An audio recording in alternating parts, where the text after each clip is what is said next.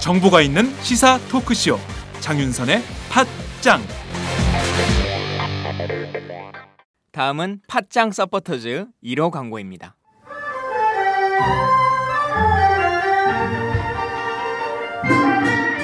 양꼬치집에 대한 모든 편견을 깼다. 풍무 양꼬치. 착한 가격, 품격 있는 공간. 국내외 유명인들도 자주 찾는 풍무 양꼬치.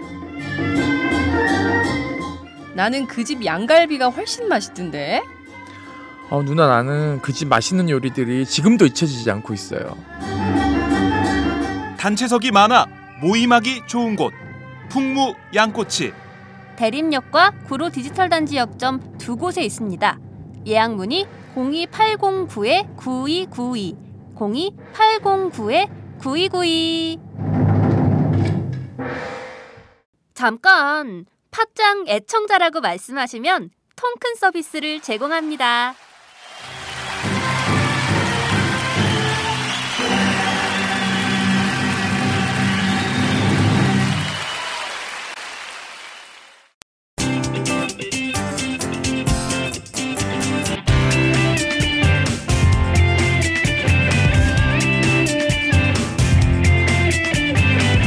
군인권에 대해 무엇이든 물어보세요. 임태훈의 군인권 119.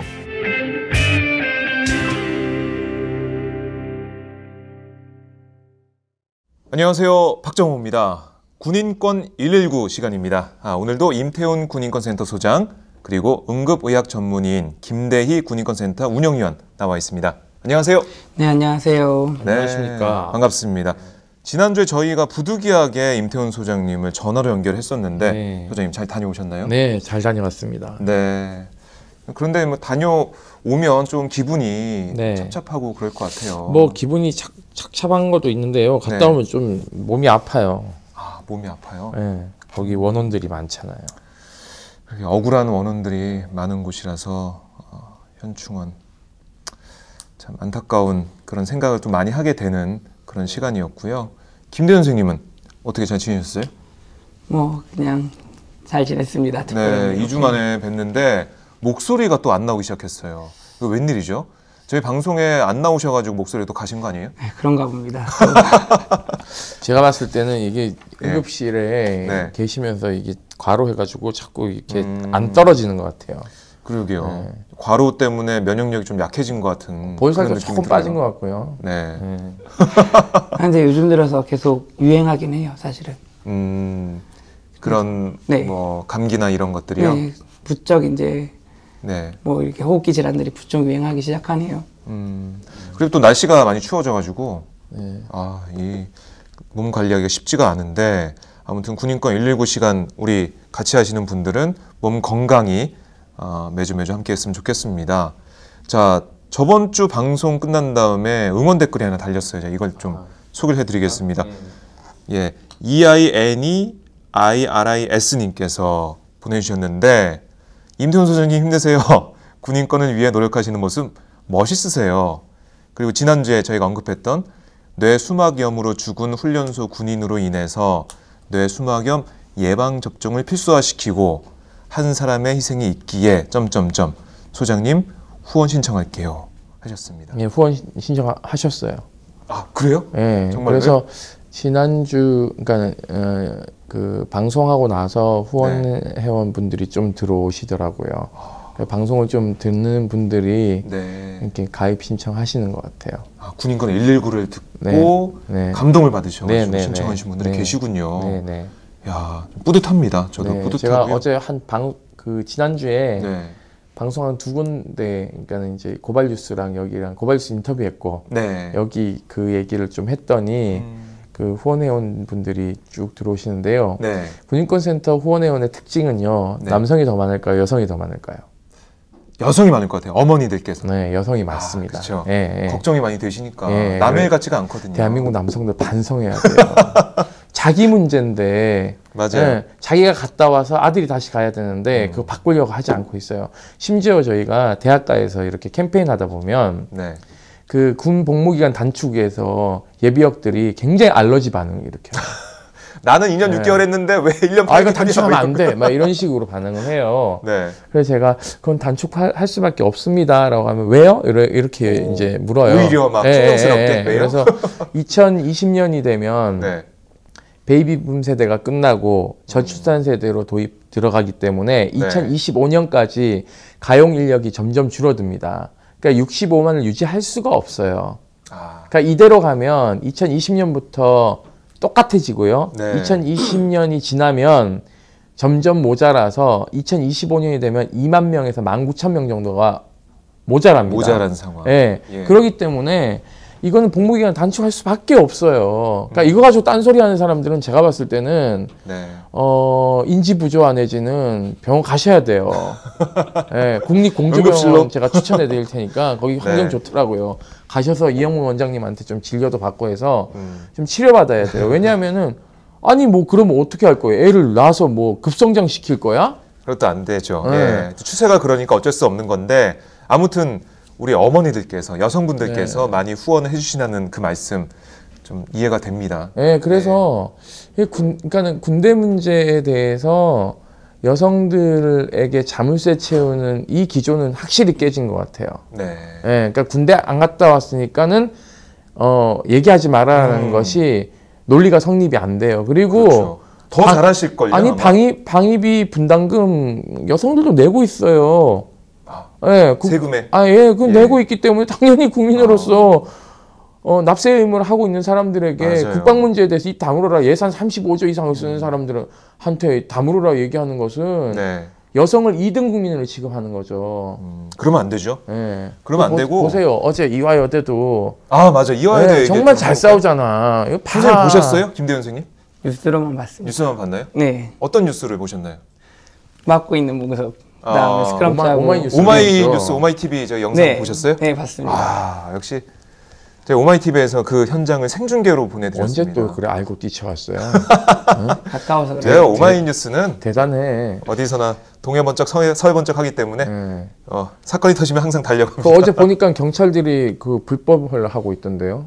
불법이요? 네. 사복 경찰들이 아니 사복 경찰들이 자기가 경찰임에 입증하지도 않고 뭐 공무원증을 폐용한 것도 아니고 우르르 투입되어 가지고 남의 그 시설에 들어가서 그 시설에 그 학교 등록금을 내고 이용하고 있는 하나의 그 주권자와 다름없는 구성원들을 통행을 방해하고 그거 다 일반교통 방해죄로 검사들이 체포해야 돼요. 네. 아니 근데 그러니까 검사한테 권한을 준 게 우리 형법에 보면 인권 옹호의 업무를 주고 있다고요. 그렇기 때문에 인권 옹호 업무를 방해하거나 인권을 침해하는 사안에 대해서 검사가 나서서 칼을 빼들고는 야, 다 잡아들여 이렇게 얘기해야 돼요. 제가 만약에 서부지검 검사였다면 현장에 검찰관들 투입해가지고 야, 다 체포해 이렇게 했을 거예요. 그런데 거기 대통령이 왔잖아요. 대통령이 온 상황에서 대통령을 경호하기 위해서 그렇게 했다. 그런 논리는 어떻게 그 여성이 픽해가지고는 뭐 대통령 근접거리도 못 가요. 중요한 거는 그 대회장 안에만 못 들어가게 하면 되는 거 아닙니까? 또한 그러면 그 대회장 안에서 예를 들어서 어떤 여성이 피켓 들면은 뭐 팔 꺾고 쫓아낼 거예요? 그건 민주주의가 아니죠.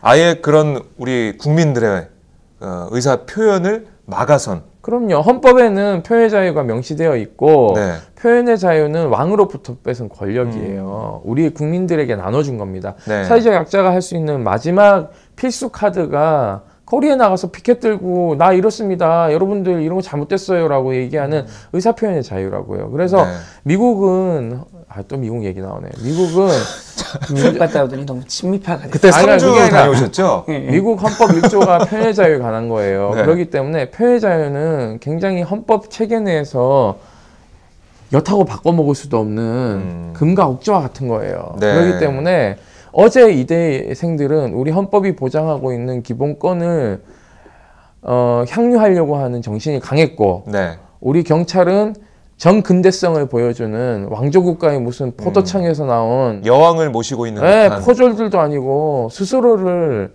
거의 뭐 그 여왕폐하의 일개미로 전락시킨 네. 사례죠. 뭐 이거는 좀 더 다른 측면에서 좀 접근해 볼 필요는 있을 그러게요. 것 같아요. 저도 제가 만약에 네, 이제 총학생회장이면 총학생회면 네. 이럴 것 같아요. 국가인권위 일단 진정내고 볼 것 같아요. 그러니까 우리의 그 영역 안에서 인권이 침해당했으니까 이 부분에 대해서 인권위가 조사해야 된다라는 것을 네. 문제 제기해야 될 것 같아요. 이 방송 듣고 있는 우리 이화여대 학생들이 총학생회에서 뭐 또는 국가인권위원회 안 하더라도요. 예를 들면 이런 거죠. 뭐 서부지검에다가 그 경찰청장을 고소할 수도 있는 거죠. 네. 그리고 뭐 또 다른 행위로는 그거 안 하고, 그러니까는 우리가 이렇게 권리가 침해됐으니까 10원 소송을 하는 거예요. 10원 소송. 10원 소송이요? 그건 뭐죠?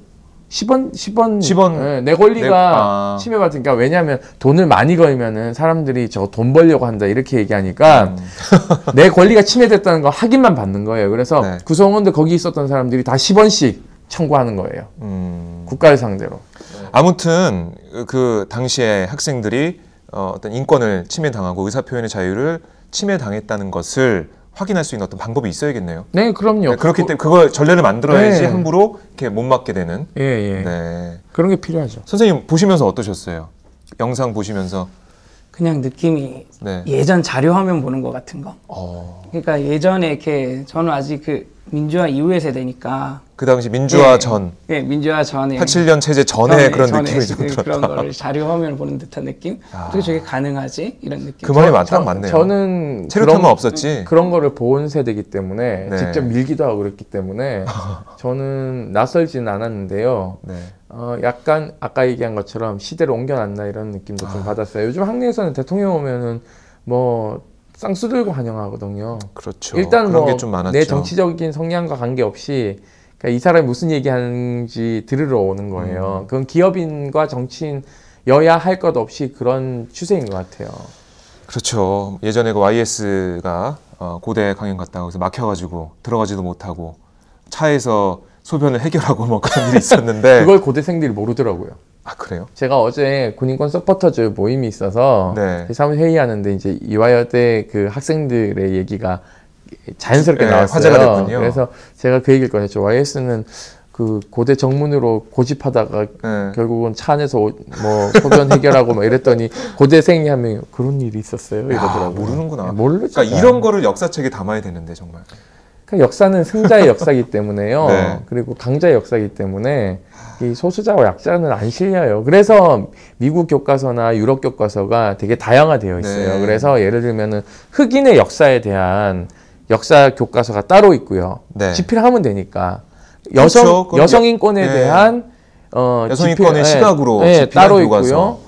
또 인권 관련 교과서도 따로 있고요. 네. 심지어는 성소수자 관련된 교과서는 이미 1990년대 초반에 이미 만들어져서 네. 지금까지 개정하고 있는 상황이거든요. 그렇기 때문에 이 교과서에 있어서의 그 인권과 다양성, 민주주의를 함유하는 것은요. 네. 국제 공통입니다. 물론 아닌 데는 있죠. 북한, 뭐 수단, 뭐 네. 이란, 뭐 이런 데는 아니에요. 베트남도 아닌데 이제 네. 바꾼대요. 네, 그러니까 2018년인가. 우리는 북한하고 똑같은 거민정제로 거야. 바꾼대요. 내가 봤을 때 김정은하고 박근혜 대통령이 무슨 커넥션이 있는 것 같아. 아. 네, 이 커넥션을 좀 밝혀줬으면 좋겠어요. 커넥션 제가. 의혹. 네. 알겠습니다. 저희가 몇 번 얘기를 했지만은 정말 미국 그렇게 좋아하면서 뭐 이런 거 좋은 거는 안 따라가요. 안 따라요. 절대 안 따라요. 이런 교과서 문제도 국민들이 똑똑해지면 골치 아프거든. 참 이렇게 미국 가시는 거 좋아하시면서 왜 이런 거는 미국 안 따라가려고 하는지 그 나랑 답답하고요. 미국 뭐 나보다 더 많이 갔죠 그 사람은. 그렇죠. 근데 왜 그래요? 갔죠. 그 거기 살기도 했잖아요. 네. 일정 정도. 왜 그래 도대체? 왜 그런지 답답한 가서 상황인데. 맨날 뭐 여기 있는 사람 스테이크만 아무도 먹고. 이해 못해요 지금. 네, 그러니까 저희가 뭐 어떨 것이다라고 분석을 할 수는 있지만 참 보통 사람이 이해하기 힘든 그런 상황이죠. 자, 이화여대 얘기를 하면서 저희가 여성들이 군인권에 많이 관심을 가진다 그 얘기를 하면서 이화여대 얘기 그리고 대통령 얘기까지 했는데 자 본격적으로 저희 군인권 문제를 좀 다뤄보도록 하겠습니다. 이번 주에 먼저 윤일병 사건 대법원 판결 얘기를 좀 해보죠. 이 얘기는 좀 해봐야 될 것 같아요. 어제 대법원 판결이 났습니다. 네. 저희가 어제 법정에 이제 갔는데요. 그 유가족들이 며칠 전부터 이제 그 계속 묻는 거예요. 상고심 재판하면 뭐 어떻게 되냐 이제 어떤 가능성이 있냐 잘 모르시니까 네. 두 가지가 이제 쟁점이 될 수 있다. 미필적 고의에 의한 살인죄를 좁게 해석할 것이냐 넓게 해석할 것이냐에 대한 부분과 네. 그리고 이제 주범과 공범을 그러니까 종범을 똑같이 볼 것이냐 아니면 다르게 볼 것이냐 네. 또 나머지는 양형 그러니까 형량이 과다하다고 판단할 것이냐 아니냐를 가지고 네. 관전 포인트를 봐야 된다라는 얘기를 했는데 상고법원을 안 가보셨으니까 네. 그러니까 이제 상고법원이 아니라 대법원 안 가보셨으니까 그 지난번처럼 판결 주문을 다 읽어줄 거라고 생각을 하시는 거예요. 그래서 거기 그렇게 하지 않는다. 너무 사건이 많이 올라오기 때문에 그냥 대법관들이 서로 그냥 사건 번호 읽고 무슨 뭐 죄 이렇게 해서 누구 대 누구 이렇게 해가지고는 그냥 상고를 기각한다. 네. 어쩌고 저쩌고 끝나고 또는 이제 파기환송한다 그러면 그냥 파기환송한다 그러고 끝낸다라고 했더니 그 매형이 믿질 않는 거예요. 윤일병 매형이. 그래서 네. 제가 옛날에 병역거부 해가지고 상고 재판 갔다니까요 그랬더니 그제서야 믿는데 법정 갈 때까지도 안 믿었어요 그 얘기를. 이렇게 들어가더니 저 옆에 있더니 진짜네요 이러더라고요. 그래서 제가 그랬잖아요 이렇게 얘기하니까 네. 그제서야 그러면은 파기되면 어떡해요 이러더라고요. 그래서 몰라요 파기 안 되겠죠 좀 그런 얘기 좀 하지 말라고 제가 3일 동안 잠을 못 잤어요. 파기될까봐. 아니 그러니까 불안한 거죠. 네. 그러니까 뭐냐면 불안한 게 파기될까봐 불안한 게 아니라 파기되고 나서의 이유가 저는 불안한 거예요. 예. 뭐냐면은 파기되면은 이거는 어떻게 해볼 도리가 없거든요. 네. 재판을 다시 시작해야 되고 그 대법원의 판결을 뒤집을 수가 없어요. 그러면은 이 사건은 나중에 정권 바뀌면 재심해야 되거든요. 네. 그렇기 때문에 되게 어려운 거죠. 그럼 그동안 지금 1년 6개월 이상을 유가족들이 되게 힘든 상황에서 버티고 있는데 저는 굉장히 감당할 수 없는 일이 벌어질까 봐 3일 동안 1시간 자고 깨고 1시간 자고 깨고 했어요. 그래서 하여튼 대법원에서 이제 판결을 내린 게 이모 병장 주범이죠. 네. 이번 국군 교도소에서 또 가혹행위를 한 네네. 이모 병장에게 살인죄를 적용하고 징역 35년을 선고한 원심 판결을 파기하고 사건을 군사법원으로 환송시켰고 그리고 하모 병장, 지모 병장, 하모 병장, 지모, 이모, 상병, 의무지원관, 유모 하사 등 공범들에게는 징역 10년, 12년 선고한 원심도 전부 파기했어요. 네, 근데 이게요, 이제 좀 다르죠, 근데 이게 두 개가요? 다르죠. 네. 처음에 이제 이걸 묶어서 얘기를 하시니까 대법관께서 전체가 파괴된 줄 알고 유족들이 이제 그렇죠, 법정에서 소리 지르고 난리가 났어요. 아마 대법원 역사상 대법원 안에서 소리 지르기는 전무후무할 겁니다.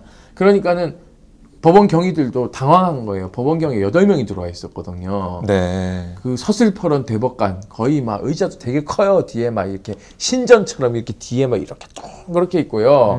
법대도 더 높아요. 네. 그 거의 뭐 신전과 비슷한 데서 네 분이 이렇게 막 판결 내리는데 다 조용히 있는데 갑자기 막 뭐 소리 지르니까 원심을 파기한다고 하니까 네, 막 이제 경위들이 당황을 한 건데 경위들도 어떻게 못 하는 거예요. 누군지 아니까.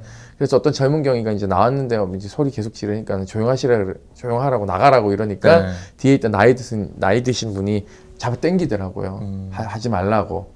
그러고는 이제 제가 이게 판결이 어떻게 났는지 알아야 되니까 정확히 살펴봐야 되니까요. 네, 그래 공보 판사 쪽으로 해가지고 빨리 이제 받았어요. 네. 받아서 이렇게 보니까 다행히 그게 아니라 그 주범인 이 병장의 그 미필적 고의에 의한 살인은 네.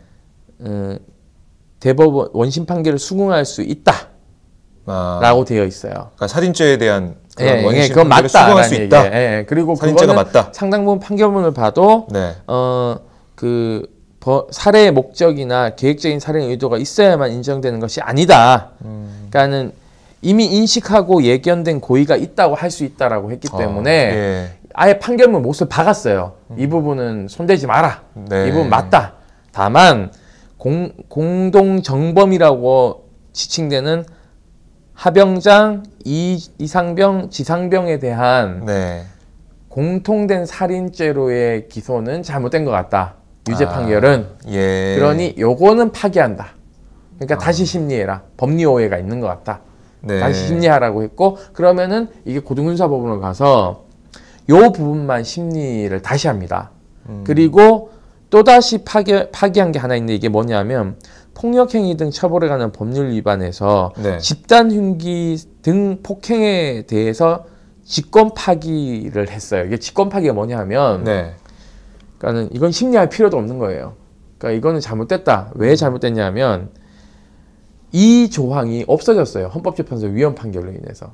네. 그렇기 때문에 없는 법조문을 가지고 이게 재판을 끌다 보니까 이 중간에 위헌이 없어진 거예요. 그러니까는 이거는 아니다. 위헌이라고 이미 판결했으니까 우리 대법원이 직권을 파기한다. 네. 그러니까 심리 안 하는 거예요. 그러면은 고등군사법원에서는 재판이 1회 재판 내지는 2회 재판을 끝납니다. 네. 요것만 보면 되기 때문에. 공동 정범에 대한 것을 보는 건데. 그러니까 형량은 좀 깎일 겁니다. 아마 뭐 상해치사나 네. 폭행치사로 이게 이제 낮아지게 되면 형량은 대폭 깎이게 되는 거죠. 이 윤일병 사건을 보셨잖아요. 네. 그 어떤 의학적인 걸 보시고 하셨는데 이 대법원 판결 어떻게 좀 받아들이세요? 뭐 말씀하신 대로 그대로죠. 뭐 일단은 미필적 고의가 있었냐고 묻는다면 저는 있었다고 보거든요. 가장 어떤 면에서 그러시죠? 뭐 일단 부검 소견 같은 걸 보면 네. 멍든 자국 같은 거나 이런 피 같은 자국들이 그때 한 번에 생긴 게 아니거든요. 네. 거기다가 보면 이렇게 딱 보게 되면 되게 부검 소견을 봤을 때 제일 인상적이었던 게 온몸에 멍이 다 있는데 멍이 들었던 그러니까 피에 굳은 정도죠. 응고 정도가 같은 게 거의 없었어요. 그 말은 그 어떤 날에 특정한 날에 일어나는 게 아니고 그렇죠. 그러니까 여러 날에 걸쳐서 계속 상습적으로 있었다는 상습적으로 거죠. 계속 맞은 거죠. 한 번을 맞으면 거기서 피가 실핏줄이 터지면서 멍이 네. 고이는데 그게 한 번에 여러 군데 맞고 끝났다고 하면 그냥 단일한 시기에 네. 응고된 정도가 있을 텐데 그 응고된 정도가 온몸에 있는 게 거의 다 달랐었거든요. 네. 그런 부분 자체가 보면 이게 진짜 수도 없이 가리지도 않고 아무데나 막 때리면서 그것도 한두 번이 아니다. 근데 이 정도까지 됐으면 뭐 솔직히 그냥 우발적이다 이렇게 얘기하기는 되게 힘들어 보였거든요. 네. 그 부분에서 되게 좀 이렇게 사람이 이렇게까지 잔인할 수 있나? 너무 심한데 이런 느낌이 들었었고 뭐 그 다음에 있었던 것들이야 뭐 이제 여러 가지가 있지만 그런 면에서 봤을 때 어저께 뭐 판결이 100% 이렇게 수긍하기는 조금 힘든 것 같습니다. 저는. 수긍하기 힘들다. 이 주범만 어떻게 보면 살인죄를 적용한 이 상황에 대해서는 네, 좀 더 들여다볼 구석이 있다. 이제 그런 뭐 말씀이신 그런 거죠? 이제 그런 주장이 있긴 한데요. 이제 법이라는 것은 네. 예를 들면 여러 가지 정황을 다 봐야 되는 거죠. 예를 들면은 그 3명이 피해자이기도 하거든요.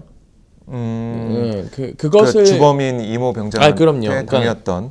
예. 그럼요. 그렇기 때문에 그런 부분에서 그 대법원은 네. 엄격하게 볼 수밖에 없었을 겁니다.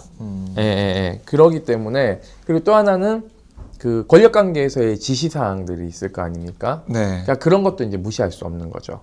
그래서 이 주범만 엄격하게 이제 본 것 같아요. 그러니까 뭐 보면 판결문을 봐도 주로 포커스가 잡혀 있는 게 그 부분인 거죠. 그날 사건이 일어난 당일의 내용에 대해서 이렇게 판결문에도 나와 있는데 저거 그냥 의학적으로 볼 때는 그거보다도 이전에 있었던 폭행에 대해서도 충분히 입증할 만한 증거도 있었고 거기에 대해서도 충분히 내용도 이렇게 이미 재판 과정에서 밝혀졌는데 그쪽 부분에 대해서는 너무 이렇게 관가한 게 아닌가 싶다는 거죠. 조금. 좀 엄격하게 법이 적용이 된 면이 있다. 네, 이런 말씀이신데 왜냐하면요 이런 게 있습니다. 뭐 이제 그 이병장이 나머지 그 정범이라고 하는 하병장과 뭐 이상병, 지상병으로 하여금 피해자를 등 뒤에서 잡게 하거나 망을 보게 하고 복부 등의 부위를 폭행하고 때리다 지친 나머지 피고인, 하병장 등 다른 피고인들에게 피해자를 때릴 것을 지시하기도 했다라고 했거든요. 그러니까 이런 부분이 사실상 이제 교사했다라고 보기 때문에 이것을 그 어떤 정상적인 어떤 공범 관계로 보지 않는 겁니다. 그래서 그런 부분을 많이 참조한 것 같아요. 네. 그러면 지적을 해주셨는데 아무튼 김대현 선생님은 이게 그날 당일에만 국한된 문제가 아니었고 뭐 상습적으로 있었던 일이기 때문에 그것까지 포괄적으로 봐야 되지 않았나 네. 그런 아쉬움이 있다는 말씀이시네요. 그런데 저희가 돌이켜 보면은 이게 1심에서는 살인죄가 아니었잖아요. 네. 그리고 뭐 2심 가서도 뭐 재판소가 옮겨지고 이런 네. 상황도 있었고 네. 그리고 적용된 죄명, 그러니까 살인죄를 묶이는 사람들도 들쭉날쭉했고 네네. 좀 뭔가 좀 이상했어요, 재판 과정에서. 그리고 이제 1심과 2심에서 달라진 게 바로 군인권센터에서 폭로한 네네. 그게 계기가 돼서 네. 또 이 살인죄라는 게 명시가 되기 시작했고요. 이 네. 과정 한번 설명해 주시죠. 우선은 이게 작년 4월 달에 벌어졌죠. 4월 초순에 네. 벌어졌고 이 사건이 언론에 잠깐 알려졌다가 그러니까 무슨 뭐 냉동망도 먹다가 뭐 한 대 뚝 때려서 그냥 뭐 억하고 죽었다는 식의 그렇죠. 그런 식으로 단신 기사가 예. 났고 그리고 이제 세월호 사건이 발생했고요. 네, 아무도 뭐 관심을 가지지 않았었죠. 네, 뭐 그럴 수밖에 없었죠. 네. 뭐 세월호 자체가 너무 큰 충격이었으니까요. 그러니까 유족들이 이제 힘든 싸움을 한 겁니다. 네. 저희를 만날 때까지. 그러니까 저희가 여기에 대한 제보를 받긴 받았는데 저희도 세월호 때문에 이제 다 멘붕되어 있다가 나중에 수사 기록을 입수해서 네. 분석을 하니까 이상하다. 그 이상한 정도가 예. 아니라 이건 뭐 말이 안 되는 거죠. 그래서 그거를 저희가 이제 유가족에게 보여줬고 네. 유가족들이 그때 모든 사실을 안 거예요. 유가족들도 몰랐던 사실. 네, 7월 예. 초순에 저희가 만났으니까 중순쯤에 만났으니까 네. 그때 당시 수사 기록을 처음 봤고요. 그리고 자기 아들이 어떻게 죽었는지의 과정을 처음 다 안 겁니다. 네. 그때까지 몰랐어요. 3개월 뭐 이럴 동안. 재판은 이미 진행되고 있었는데요. 이거 군인권센터가 그냥 관심을 안 가졌으면은 그냥 이렇게 끝났을 수도 있겠네요. 저희도 수사 기록을 이제 1200페이지를 다 이제 보고는 네. 이거는 뭐 기자회견 해야 된다라고 판단한 거고 그때 이제 저희가 이제 폭로해서 이건 살인죄로 기소돼야 된다라고 네. 그 공소장 변경해야 된다라고 얘기했는데 그게 받아들여지지 않았죠. 계속 그렇죠. 이제 군은 디펜스하기 바빴으니까요. 그래서 저희가 그 다음에 이제 김대희 선생한테 우리가 이제 네. 의료 기록을 다 넘겼죠. 그래서 김대희 선생님이 보니까 어땠어요 그때? 그러니까 뭐 처음에 사실 네. 뭐 의료적인 내용이라고 생각을 못 하고 그냥 이렇게 가다가 이렇게 뭐 이렇게 얘기를 듣는데 사인이 이거 뭐 냉동고에 놨다가 목에 걸렸는 상태에서 죽어버렸다. 네. 그러길래 제가 진짜 저는 이제 제 입장에서는 상식이라는 게 있으니까 제 입장에서 의학적 상식이라는 게 있으니까 제가 선생님한테 그랬어요. 에이 농담 그게 말이 돼? 말이 안 되지. 그랬더니 뭐가 말이 안 되는데 이러더라고요. 네. 그래서 정상적인 사람이면 의식이 있으면 목에 걸리면 기침 반사가 나온다. 나도 모르게 심하게 기침이 걸리고 예를 들면 살에 걸린다 하잖아요. 네. 살에 걸린 것처럼 이물질이 이렇게 기도에 들어가면 컥컥컥컥 뱉어내는데 정상적인 애가 어떻게 냉동봉들을 먹다가 그게 먹히냐. 보통 그렇게 되는 거는 뱉어도 뱉을 수가 없는 떡 같은 이렇게 끈적끈적한 물질이거나 네. 혹은 아니면 정말로 노인이라서 아예 기력이 없거나 그것도 아니라고 하면 아예 의식이 없어야 된다. 근데 그 장병 같은 경우는 그럴 상황이 아니었다냐. 그리고 지금 이 기록만 봐서는 그런 상황이 아니기 때문에 네. 이건 말이 안 되는 거다. 그래서 그럼 뭐가 가능하냐 그러길래 제 상식선에서는 먼저 이렇게 폭력이 있었고 그 과정에서 의식을 잃었기 때문에 그러니까 입에 뭘 물던 이런 상태에서 의식을 잃은 상태에서 맞았던가 혹은 아니면 의식을 잃은 상태에서 윗속의 내용물이 역류했던가 뭔가 이 내용이 있어야 되지 그냥 네. 단순히 냉동만두를 먹다 죽을 수 없다 얘기를 했더니 갑자기 소장님 눈빛이 이렇게 반짝반짝 빛나더니 거기서 시작이 됐군요. 그러더니 이거 진짜 네. 그래 얘기해 줄 수 있어 그러는 거예요. 그래서 해요 뭐 못할 건 없으니까 사실이니까. 그래서 뭐 이제 그렇게 해서 이제 의료 기록을 이제 그때 자세히 검토를 했는데 또 마침 또 뭐 이렇게 뭐 보다 보니까 이제 유족들이랑 네. 얘기를 하고 하다 보니까 이제 마침 제 직장이랑 연관이 있는 병원이더라고요. 처음에 이송을 갔던 민간병원이. 예. 그래서 그쪽 그 당시에 처음에 봤던 의사들이랑도 얘기를 해보고 그리고 뭐 하다 보니까 이제 대충 어떤 건지가 그림이 나오고 그래서 이제 폭력이 있었을 것이다. 네. 이런 게 선행 사인이 있었을 것이다. 선행 사인이 있었을 것이다. 네.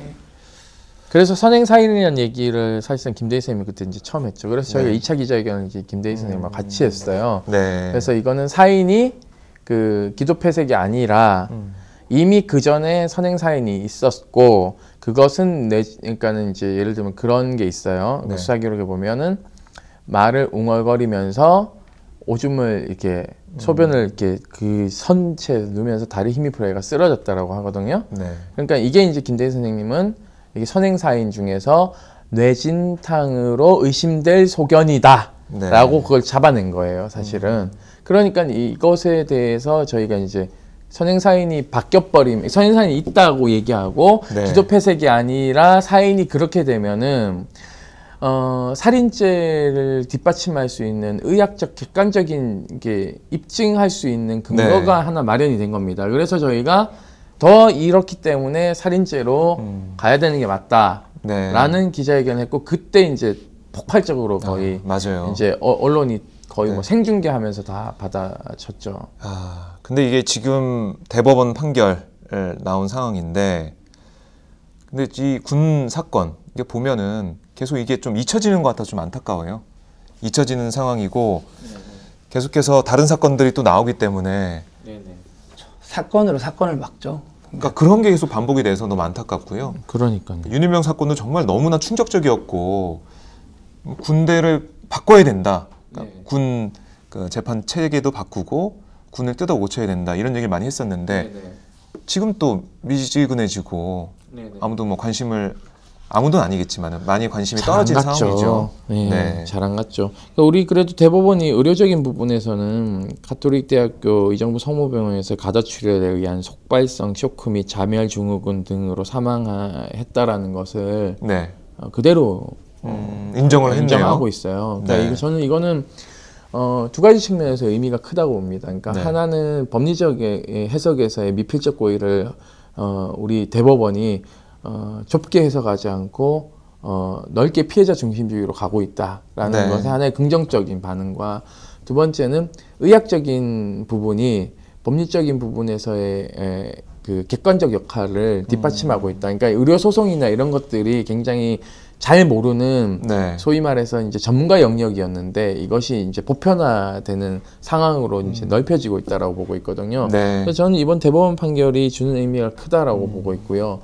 그리고 이제 입법자들이 고민해야 되는 건 이런 것들이죠. 1급 살인죄와 2급 살인죄로 이제는 우리 형법을 좀 나눌 때가 되지 않았나. 어떤 의미가 있는 거죠? 그러니까 지금 현재 미필적 고의를 살인의 고의성이 있다라는 식으로 굉장히 좁게 해석해야 되기 때문에 네. 이게 미필적 고의의 살인죄가 형성이 되지 않으면은 그 형량이 확 떨어져 버려요. 그러니까 상해치사라든지 폭행치사나 업무상 가실치사나 이런 것들은 형량이 네. 확 떨어지기 때문에 미국처럼 이제 고의성이 없다 하더라도 사람이 인명이 그 생명을 잃었을 경우에 책임을 살인죄로까지 물을 수 없지만은 2급 살인죄에 이제 살인죄에 준하게끔 네. 2급 살인죄를 두고 있거든요. 그러니까 우리도 이제 미국처럼 그런 형법을 개정할 시기가 저는 좀 도래하지 않았나라고 보고 있습니다. 예를 들면 뭐 계모 살인 사건 이런 것들도 네.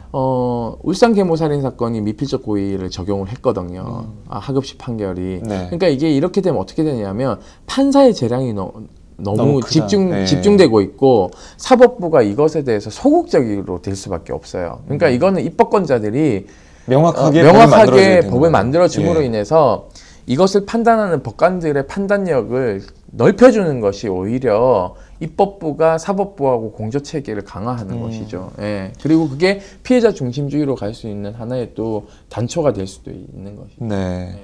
아무튼 말씀을 들어보니까 이 군인권센터의 역할이 정말 컸다는 걸 새삼 알 수 있습니다. 그런 것도 있겠지만은 유족들이 그동안 잘 싸워온 게 있고요. 네. 그리고 이제 뭐 정말 이게 우리 사법사에 남을 건데 저는 남을 거라고 봅니다. 네. 28사단이 계속 살인죄 아니라고 우기다가 결국은 관할권을 이제 뺏기게 그렇죠. 되는 거죠. 예. 이제 차상위 부대인 이제 3군 사령부 보통군사법원을 갔는데요. 이 재판도 정말 엉망진창으로 진행이 됩니다. 예, 그 뭐 제가 뭐 감치되기도 하고요. 과태료 받기도 하고 뭐 이랬는데 그거 대법원에 지금 계류 중이에요. 네. 근데 상군사령부가 결국 살인죄로 판결하지 않았죠. 그러면서 형량을 45년을 줬어요. 사실상 상해치사죄로 45년이 안 나옵니다. 살인죄로 35년이 나왔는데 어떻게 상해치사죄로 45년이 나와요. 그러니까요. 그러니까 이상한 판결이었어요. 네, 그러니까는 들쭉날쭉인 거예요. 네. 그리고는 여기 다시 고등군사법원 오니까 살인죄를 주범으로 주려고 했다가 다시 막 이 같이 공동 정범까지 이렇게 네. 같이 줘버려요. 정범까지. 그러고는 형량을 또 깎여. 국민들이 봤을 때 이게 뭐야 도대체. 그러니까는 군사법원이 엉망진창이라는 거예요. 그래서 군사법 개혁을 어떻게 해야 되냐. 네. 폐지해야 된다. 군사법원. 네. 저희가 계속 강조를 하고 있는 폐지하고 그런 상황이죠. 정말 폐지하지 않더라도 예를 들면 심판관 제도, 그러니까는 지휘관이 막 꽂아가지고는 재판장 들어오는 거 이거, 네. 이것도 없애야 되고 간활간 확인 조치라서 형량 절반 깎아주는 거, 이것도 없애야 되는 거예요. 그렇죠. 그래서 이 그러니까 군사법원을 좀 이렇게 부대에서 양질에 네. 제대로 할 수 있게끔 해야 되는데 그게 쉬울지는 잘 모르겠습니다. 지금 국회에서 뭐 예산안이 지금 뭐 저거 논의되고 있는데 네. 국방부는 지금 뭐 군 인권 보호관제도 계속 반대하면서 병문야 혁신 예산으로 1,800원 빨리 800억을 통과시켜 달라고 요구하고 있어요. 네. 말이 안 되는 거죠. 단물만 쏙 빨아먹고 자기네들 감시하는 기구는 안 만들겠다라고. 네. 그러고 있어요. 그게 권력의 속성인데 네. 저희가 눈을 부릅뜨고 감시를 해야겠죠. 눈을 부릅뜨는 게 아니라 저는 죽겠어요. 아니 그러니까 뭐 답답한 게 네. 국민들은 예산에 대해서 몰라요. 그러니까 지금 현재 여러분들 국회요 저녁에 지금 마당에 들어가시면요 고급 세단들이 질비하게 널려 있습니다. 왜 널려 있는지 아세요? 국회의원 차 아니에요. 각 부처 장차관, 네. 총리차 다 포진해 있습니다. 왜? 예산안 때문에. 그렇죠. 이럴 때만 와가지고는 아유 의원님 뭐 어쩌고 저쩌고 아유 의원님 어쩌고 저쩌고 이래요. 국민들이 좀 가가지고 예산을 좀 감시할 수 있는 기구를 만들든지 아니면 그건 좀 생중계 좀 했으면 좋겠어. 예산안 논의하는 거. 막 쪽지 왔다 갔다 하는 거 이런 것도 좀 보여주고. 오마이TV가 가서 네. 생중계 좀 해야 될 것 같아요. 좀 해야 될 것 같아요. 예. 그래서 이게 자기의 삶의 질을 결정하는 예산이 어떻게 통과되는지를 봐야 되는데 대한민국 국민들은 다 먹고 살기 바쁘니까는 자기 삶의 질을 결정하고 있는 정치에 대해서 너무 혐오하고 등한시해요. 네. 유승민 의원이 발언 잘했더만 보니까 정치가 내 삶의 질을 결정하는데 국민들이 정치에 관심 갖는 게 맞다. 보수가 그 역할을 해야 된다라고 얘기를 하는데 진보는 그 역할 안 하나? 같이 해야 되는 거죠. 그럼요. 그래서 이 팟짱을 듣고 계시는 것 같아요. 팟짱 군인권 119를 근데요, 통해서 지금 솔직히 얘기하면 지금 뭐 국정화 하겠다 그러고 뭐 집권 연장 비슷하게 지금 막 가고 있는데 무슨 예산은 지금 파행해야지 무슨 예산을 쳐다보고 있어. 아유 속 터져. 근데 예산 쳐다볼 수밖에 없어요. 야당 의원들 왜 그런지 아시죠? 법정 시일 안에 통과되지 않으면 자동 통과됩니다. 그렇게 돼 있죠. 지금. 그러니까 야당 의원들이 다 들어갈 수밖에 없어요. 그러니까 미국처럼 내가 하자고 계속 얘기하는데 안 돼. 미국은 셧다운이야. 통과 안 되면 법정 시일이 없어. 그냥 그때부터는 정부 예산 끝 없어. 다 그냥 올스톱이에요. 네. 그런 권한을 의회에 줘야죠.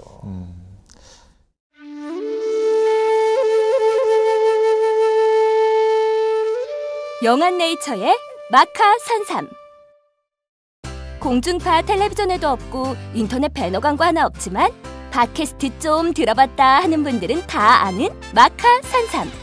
진짜 유명해져서 유사 제품도 많아졌습니다. 이젠 마카산삼을 검색하면 너무 많이 나와요. 꼭 영한네이처로 검색해주세요. 팟캐스트에서 듣던 그 마카산삼을 구입할 수 있습니다. 특히 나라 걱정으로 심신이 지친 분들에게 권합니다.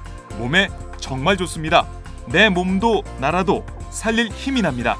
페루의 마카와 우리나라 산삼, 몸에 좋은 11가지 원료를 모두 하나로 만든 마카산삼. 마카 녹용과 마카소와 청소년도 있습니다. 1일 2회 공복에 따뜻한 물과 함께 드세요. 영한네이처 마카산삼. 네, 저도 팟짱 녹음하기 전에 마카산삼을 꼭 챙겨 먹고 있습니다. 자, 저희가 오늘도 임태원 소장님의 그 열변을 토하는 모습을 봤는데 군인권 플러스, 정말이에요. 저는 예산안 플러스에서 많은 주제를 얘기하고 있습니다. 죽기 전에 좋은 세상 못 본다고 생각해 보세요, 여러분들. 네. 예? 죄송한 얘기지만 지금 20대들 취업 가지고 난리 피우죠. 미안한 얘기지만 이런 식으로 한국의 역사가 돌아간다면 저는 취업하고 나서도 암울한 세상을 그 다음에 자녀들한테 물려줄 수밖에 없다는 것을 제발 좀 인식하셨으면 좋겠어요. 네. 맞습니다. 아니 보세요. 정치가 발전해야 되는데 정치 혐오 먹고 사는 사람들이 지금 국회에 얼마나 많습니까? 네. 그 대표적인 주자 제가 뭐 안모 의원이라고 얘기를 하겠는데 그 사람부터 시작해가지고 그다음 보세요. 더 웃긴 거는 국회의원들이 욕하잖아요. 지금 국회의원들 욕하고 있죠. 네. 근데 국회의원들 욕하면서 왜 투표는 안 해요? 투표해야죠. 그러니까 그게 이제 정치 혐오, 정치 불신이 그리고 박근혜 대통령이 시정연설 시정연설 하는데 네. 뭐 그 일어서는 의원은 내가 무슨 생각인지 잘 모르겠지만 뭐 피켓을 드네 안 드네 가지고는 얘기를 하고 또 그 다음에 왜 거기다 소리 지르는 사람이 없어요? 아니 관변단체는 다 동원해가지고 방청석 깔았다며 도대체. 네. 아니 정의당 의원들은 뭐 밖에서 시위할 게 아니라 다 가지고는 좀 삿대질이나 좀 하던가. 노무현 대통령은 일어나가지고는 막 청문회 때 막 삿대질하고는 광주 그 국회의원 누구에 전두환 그 와서 광주 청문회 할 때 이 살인매야 이러고 얘기했잖아요. 네. 왜 못해요? 아니 뭐 큰일 나나 봐. 여왕폐하한테 막 얘기했다가는 끌려가서 고문을 당하나 뭐 털리나 뭐가 그렇게 겁이 나는지 모르겠어요. 아니 예를 들면 그런 면 때문에 이제 많은 분들이 야당에 대한 실망도 많으시고 답답해하시죠. 아니 그러니까 저는 야당에 대한 실망보다는요. 네. 그러니까 그런 것 같아요. 그 리더를 뽑았잖아요. 문재인 당대표를 뽑았어요. 네. 그럼 리더에게 정권을 주고 당신을 믿고 가겠다 이런 걸 해야지. 자꾸 왜 그 당대표를 흔들고 네. 뭐 부스럼내고 뭐 어쩌네 저거 저쩌네 그러고 있어요. 그거는 자기네들끼리 모였을 때 얘기하라는 거예요. 네. 찢고 뽑고 싸우는 건 비공개회의 때 상처잡이를 하든지 말든지 그건 제가 관여할 바는 아닌데 좀 이렇게 딱 밖으로 봤을 때는 일치 단결된 좀 힘을 보이면서 김무성 보세요. 무슨 조폭 두목같이 이렇게 해가지고 막 이렇게 막 다니잖아요. 뒤에 막 쫙 붙고는 네. 물론 이게 좋은 모습은 아닙니다. 저는 뭐 조폭 정당을 바라는 게 아니지만 좀 일치 단결된 이런 힘, 네. 뭐 국정화 반대 이거 좀 기조 서고 있는 것 같아요. 잘하고 있으신 것 같은데 좀 더 이렇게 이렇게 범생이들이 넘어설 수 있는 어떤 좀 그런 정치판을 만들어줬으면 좋겠다. 예를 들면 TF 팀도 네. 문 깨고 들어가지 뭘 그걸 밖에서 그러고 있어. 문 열어주세요. 그러고 있어요. 네. 그럼 뭐 저도 현장에서 생중계를 했었는데. 기자들끼리도 뭐 그런 얘기를 했습니다. 아니 그 112에 신고한 내용을 보세요. 네. 저 사람들 들어오면 큰일 난다라고 얘기해요. 털리면 큰일 난다고 돼 있죠. 털어야지. 네. 그러니까요. 망치 하나 깨고 그 벌금 조금 물으면 돼요. 제가 벌금 내드릴게. 네? 깨고 들어가. 네, 아무튼 뭐 그런 얘기도 있었어요. 현장에서 기자들이 아니 누구 한 명 깨고 들어가야 되는 거 아니야 했는데. 자 보세요. 없더라고요. 국정원 댓글녀가 증거 다 삭제하는 동안. 대선 전인데 그 문짝을 뜯고 들어갔어야지. 의원직 하나 걸고 네. 내가 감옥 가겠다 그러고 야 햄머 갖고 와 빠루 갖고 와 해가지고 조 뜯어야죠. 그거 다 삭제하고 있는 동안 그러고 있으면 어떡해. 그렇게 한 사람이 없었던 거죠. 승부수를 띄워야죠. 정치가 일정 정도 정치 공학이라는 것도 있지만요. 정치적인 게 감이 있어가지고 승부수 띄울 줄도 알아야 돼요. 네. 그러니까 김대중 노무현 대통령이 그런 승부사 기질이 있기 때문에 집권을 또 한 것이고. 그거 보세요. 네. 구테타 일으켜는 승부수 띄우잖아. 나쁜 놈들은 2번이나 국정은 농단하고. 네. 그러니까 참 저희가 그 얘기를 하자면은 한도 끝도 없을 것 같은데 오늘은 저희가 윤일병 사건 위주로 얘기를 좀 많이 해봤습니다. 근데 이건 하나 좀 저희가 잠깐 언급을 해야 될 것 같아요. 이날 서부전선 최전방에서 네. 사고가 있었죠. 네. 경계근무 서던 장병이 수류탄 폭발로 숨지는 네. 안타까운 사고가 있었습니다. 또 수류탄 다 뺐겠네. 그러니까 이런 게 뭐 어떻게 보면 유족들은 그 유서를 공개하길 원하지 않는다고 하더라고요. 네. 그러니까 아마 가족사 관련된 그런 일이거나 이런 것 같은데. 뭐 공개하기는 좀 뭐 부적절하다는 판단을 네. 유족들이 하실 수도 있고요. 그 내용이 뭐 또 이런 거죠. 액면가 이면가 다를 수도 있습니다. 그러니까 헌병대에서 네. 수사 우리가 잘해줄 테니까 이거 뭐 가족들이 비공개하는 걸로 하시죠. 저희가 열심히 도와드리겠습니다. 그런 얘기 실제로 라고 하나요? 얘기할 수도 있죠. 아니 뭐 별 얘기 다 해요. 유공자 될 수 있도록 하겠다라는 것부터 시작해서 네. 그런 거짓부렁을 쳐요. 정말 많이 하죠, 정말. 정말 많이 하나요? 네. 그러니까 뭐 보다 보면 응급실이다 보니까 제가 응급학과 전문이다 보니까 군의관도 응급실에서 일을 했는데 네. 사건 사고가 나오면 옆에서 이렇게 하는 얘기를 듣다 보면 헌병대가 항상 따라오거든요. 그러면 뭐 이게 나중에 뭐 한다 이런 얘기를 한참 하면 저는 또 이렇게 못 돼가지고 네. 헌병대 나가고 나면 그거 다 조사하는데 권한 없다고 그런 얘기 막 하곤 하는데 정말 많이 하죠. 뭐 예를 들면 유공자 얘기 제일 많이 하고 네. 그 다음에 이제 뭐 현역 부적합 같은 게 나올 수도 있게 해주겠다 뭐 이런 식의 그냥 지나가는 말인데 피해자나 약자 입장에서 보면 되게 그러니까 뭐 이런 식이죠. 그러니까 이거 내가 이렇게 해서 조사 잘 써주면 이거 뭐 이렇게 판결 나는데 훨씬 도움이 될 것 같아. 네. 우리 협조 좀 해주라. 이런 식으로 얘기를 하는데 사실 뭐 진짜 뭉뚱그린 말이기 때문에 법리적으로 정확하게 간다면 그 사람이 잘못한 게 없을지라도 네. 피해자 입장이나 뭐 제가 봤던 환자들한테는 엄청 이렇게 압박스러운가 보네요. 그래서 항상 이렇게 환자들을 대할 때 헌병대가 있고랑 없고랑 말하는 것도 되게 다르고요. 아 그래요? 네, 엄청 다르죠. 야 이것도 참 이런 일이 다 있네요. 이렇게 와서 뭐 어떻게 보면은 회유라고 해야 될까요? 아니면은 일단 사건을 어떻게 무마를 좀 하려는 그런 시도가 여기서 있다는 건데 이 사건은 어떻게 했는지 저희가 지금 확실히 모르지만은 아무튼 유족들은 유서를 공개하기를 거부하고 있는 상태고 그다음에 뭐 그냥 여담 하나 하면 네. 언젠가 헌병대가 정말로 이 사회에서 모든 정말 웬만한 데를 다 촉수들을 뻗치고 있다고 느낀 것 중에 하나가 언젠가 출근을 하는데 네. 군대 때 월요일 아침이라서 이제 휴가를 갔다가 그러니까 집에서 쉬다가 주말에 출근을 하는데 그 올림픽대로가 되게 막히는 겁니다. 예. 그래서 얘기를 들어보니까 차 사고가 났고 차가 뒤집어서 넘어져가지고 그렇게 해서 사고가 나서 이제 새까맣게 전소가 됐다. 그리고 2인이 사망을 했다. 네. 이렇게 언론에 계속 나는 겁니다. 근데 그 사람의 언론은 신원 미상이다. 예. 누군지 그렇게 모른다. 나는데 예. 제가 딱 출근을 했는데 출근을 해서 이렇게 보니까 군대 내에서는 그 사람들이 군인인 걸 알고 있었던 거죠. 그러니까 이제 그 사고 당한 사람들이 군인이었는데 네. 언론에서는 군인이라고 안 나오고 신원 미상이라고 나왔던데 그러니까 일단 언론사를 그러니까 통신사라 부르는 가장 네. 거기를 막아버리는 거죠. 그래놓고 그렇게 정보 통제를 하는군요. 네, 정보 통제를 하는 거죠. 그리고는 왜 그걸 알게 된다면 그런 신원 미상의 사람이 있으면 헌병대가 가서 데리고 와서 사망 사는 자체를 군병원에서 받게 만드는 거죠. 그렇네요.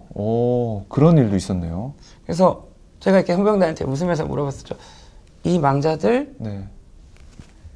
아침에 사고 난 분들 아닌가요? 그랬더니 군의관님 그런 거 모르셔도 됩니다. 저한테 검안서를 써달라고 왔는데 군의관님 그런 거 모르셔도 됩니다. 의사들한테? 네. 그냥 차 사고 났습니다. 제가 데리고 왔으니까 판결만 네. 해주시면 됩니다. 야, 이것도 처음 듣는 얘기네요. 이렇게 이제 헌병대에서 2010년인데도 네, 그렇죠? 이런 것까지 다 정보를 막고 있는 상황. 네, 2010년도에도 그런 일이 있었네. 지금도 그렇게 진행이 되고 있을지 모르겠는데 참 이 군대 얘기 군대 갔다 오신 분도 그렇고 군대 안 갔다 오셨지만은 요즘에 진짜 사나이 뭐 이런 거 보면서 군대에 많은 관심이 있으신 분도 그렇고 많은 군인권 관련된 얘기를 들으면서 답답해 하시기도 하고 그런 일이 있었어 놀라시기도 하실 것 같아요. 그래서 군인권 119의 존재 이유가 바로 여기서 빛나는 게 아닌가 싶은데 이번 시간도 들으시고 댓글을 좀 남겨주세요. 저번 시간에는 댓글이 하나가 있었는데 응원 댓글을 좀 남겨주시면서 아니면 궁금하셨던 것들 군대 생활 하셨다거나 아니면은 지인들이 군대에서 어떤 일이 있었는데 이런 건 어떻게 된 거냐 뭐 이런 것들 여러 가지 궁금증을 많이 좀 써주시면 좋을 것 같아요. 그리고 좋아요도 좀 많이 눌러주시면 좋을 것 같아요. 저희 방송이 좋아요 숫자가 좀 적은데 좋아요를 많이 눌러주셔야 방송하는 저희들이 힘이 납니다. 그렇죠, 소장님? 예, 우리 다음 주에요. 네. 국정화 교과서 논쟁이 심한데, 네. 군대의 네. 역사. 군대의 역사. 한번 뭐 신랄하게 얘기해보죠. 네. 뭐 자꾸 5.16이 혁명이라고 얘기하고, 네. 뭐 이러고 미화하고 있는데, 아니 뭐 전두환하고 노태우하고 같은 동네 사는 것도 짜증나 죽겠는데 지금. 나중에 이렇게 가면요 전두환 노태우도 미화돼요. 좌편향 뭐 이런 얘기 하는데 네.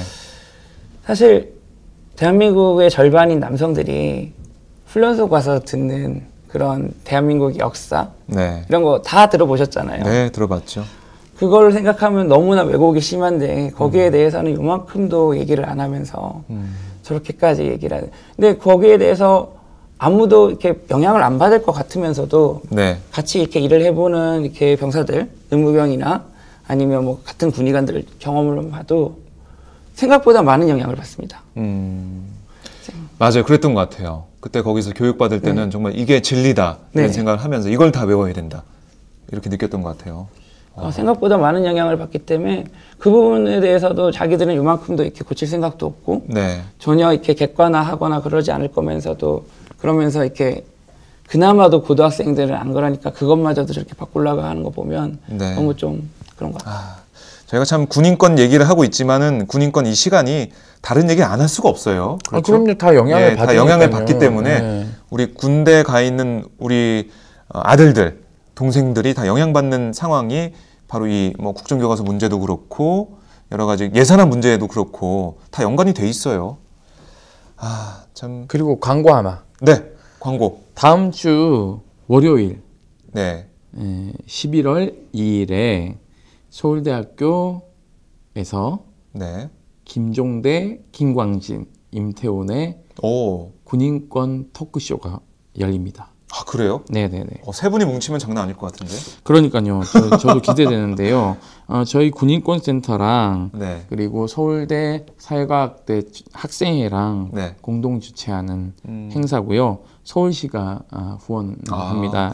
저희가 이제 군인권 그 프로젝트 일환으로 저희 서울대에다가 이제 그 서울시에다가 이제 그 프로포즈를 냈고 그 공모 사업으로 당선된 건데요. 그 중에서 이제 일환으로 그러니까 군 입대를 앞둔 병사들하고의 이제 대화를 하는 시간입니다. 그래서 늦은 6시부터 이제 시작하고요. 9시까지 서울대 신양관에서 열리는. 신양관에서?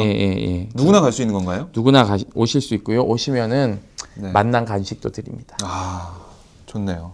그리고 임태훈 소장님 만날 수 있고 김종대 단장 만날 수 있고 김광진 의원님 만날 수 있고 좋은 시간이네요. 군 입대하는 뭐 하구들, 현재 부대에서 복무 중인 하구들, 군대에서 전역한 하구들, 소중한 사람을 군에 보낸 하구들, 우리 모두는 이 두 단어에 고민합니다. 군대 그리고 인권. 이런 미끼를 던져놨습니다. 뜻깊은 시간이 될 것 같고요. 이 방송 들으시는 분 중에 관심 있으신 분들은 누구나 갈 수 있다니까요. 월요일 저녁 시간 한번 비워보시면 좋을 것 같습니다. 자, 군인권 119.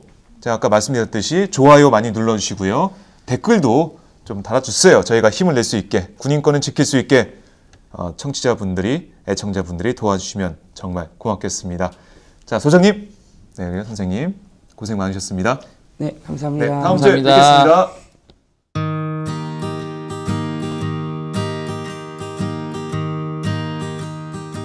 누구나 쓸 수 있고 시민 기자지만 자기 주장을 펼 수 있는 것이 있다는 게 정말 좋은 건데 많은 분들이 좀 후원을 해서 활성화가 됐으면 좋겠어요. 특히 그 오연호 대표가 그냥 그 고생을 하면서 전국을 돌면서 그 행복 전도사로 돌아다니면서 그 고생을 하시는데 잘 됐으면 좋겠어요. 안녕하세요. 오마이뉴스 최종 병기라고 바득바득 우기고 있는 김병기입니다. 15년 동안 기자로 뛰고 있습니다. 여러분이 보내주신 자발적 구독료가 제 월급이었어요. 정말 고맙습니다. 장윤선의 팟짱도 그렇게 만들어요. 팟캐스트 제작비 스폰서가 되어주세요. 10만인 클럽에 가입하시면 되는데요. 02-733-5505 내선번호 274번으로 전화주세요. 아니면 오마이뉴스 홈페이지 우측 상단에 동그란 주황색 배너가 있거든요. 그걸 꾹 눌러주세요. 청취자 여러분, 열심히 뛰겠습니다. 아싸!